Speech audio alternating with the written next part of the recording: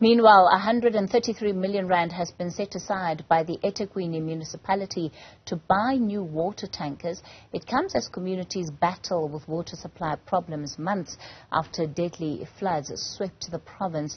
We're joined by the Deputy Mayor in eThekwini, Philani Mavundla. Good evening to you. Thank you so much for your time tonight. So you're facing a water crisis, and as it stands, of course, we know about the criticism that there has been when it comes to the slow and the delayed response to the provision of water in eThekwini. How are you responding to this problem?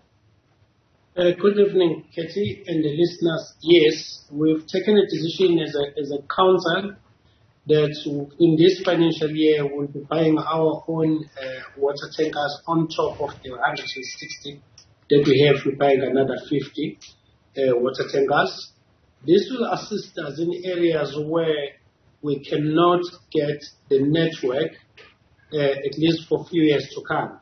Now, these water tankers are going to assist us, but this will also help us because we've been spending a lot of money on hired water tankers, which costs us around in a region of 60 to 70 million rand every year.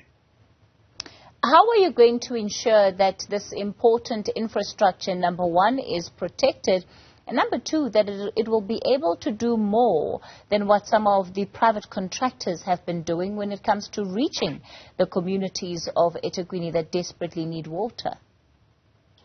Well, Katie, I can safely say to you, there are words where we have perfected the way of delivering water with our water tankers. Coming from the problems that we have had in Utungati, we've come to a point where we have a group of people who form themselves as a committee in every street with the new technology that we have, your WhatsApp and so on. They always talk with their problem, and if the problem is being identified, we can deal with it on the spot. We know from the time the truck leaves the filler point, we know from the time they're giving the first batch of people the water, we know when the tanker is running out of that water and when is the next water tank is coming. We're slowly getting our system to work in a way that the community is appreciative of the way we're doing it now. How are you going to ensure that you avoid scandal? And this is really with regard to these water tankers, where they're placed, because we have seen previously issues about, water tanker being stationed at least outside the previous premier's homes, and in other parts of the country where water tankers of this nature, including the likes of your Jojo tanks, are put close to councillors' houses, close to those that are politically connected houses. Katie, sometimes I just don't understand how ourselves as communities in South Africa live with things like that. Remember, every ward in South Africa will have a ward councillor. Most likely there will be a PR councillor as well deployed there. But let's talk about the ward councillor. Over and above the ward councillor, we've got 10 people who are called ward committees. Those people, they represent different sectors within the community. Now, when we have 10 people plus the councillor, they allow things not to go the way they should be going. I just don't understand how does the community themselves allow that to come to a stage where they complain about issues which they should be dealing with in their community meetings. So to answer you, as it stands at the moment, as I've mentioned, that we've decided to create some committees that only deals with the waters.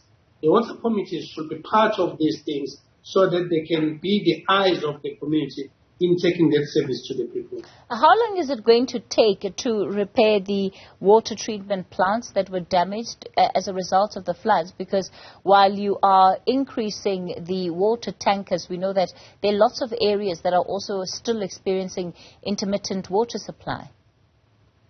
Katie, first of all, we've got two aqueducts, Aqueduct 1 and Aqueduct 2, that brings the water from Nigel Dam to Inanda Dam and then into Durban Water Height.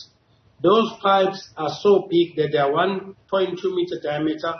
A child that is 6 years old will walk on inside those pipes. That's how big they are. Those two aqueducts will only be finished in the first week of December. They are not belonging to eThekwini Municipality. They belong to Umgeni Water Board. As we speak right now, they're working day and night trying to fix that infrastructure. Once that is fixed, that will guarantee us to have additional capacity of water in eThekwini. That is one big job that needs to be completed. The second one is a shortage of water in the northern parts of Durban because of the Tongati waterworks that was completely washed away. That particular plant was giving us about 11 million liters of water per day. We're also upgrading it to 16 million liters a day. That is expected to be completed on the 26th of October, and we're expecting that in the first week of November, we should have tested the water and everything, and then taking the water to the people. That will then relieve us in terms of the areas that already had the network, that will then have the water coming out of the water tap. And then we'll be left with areas that doesn't have network at all. All right. Let's leave it there for tonight. eThekwini Deputy Mayor Philani Mavundla.